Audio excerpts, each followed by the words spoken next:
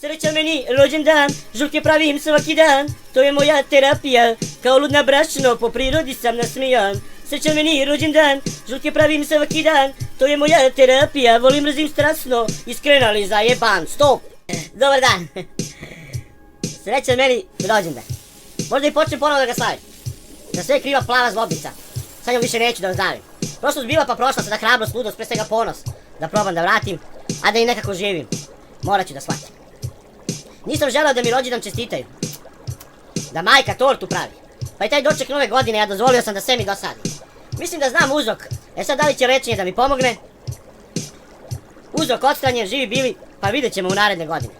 Sada krećem da se navikavam baš kao oslobođeni rob, da ne moram ništa, svestan da ću neku cenu platiti zbog toga.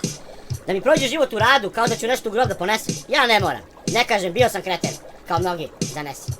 Šta sam noćas propustio? Skoro ništa, samo 17 godina. Upao sam u crnu rupu, zaboravio sam ih i zaboravila me rodbina.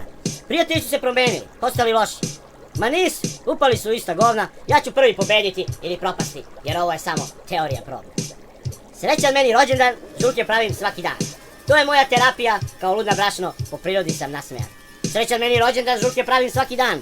To je moja terapija, volim mrzim strasno, iskren ali zajeban. A možemo i turbo verziju, tuc.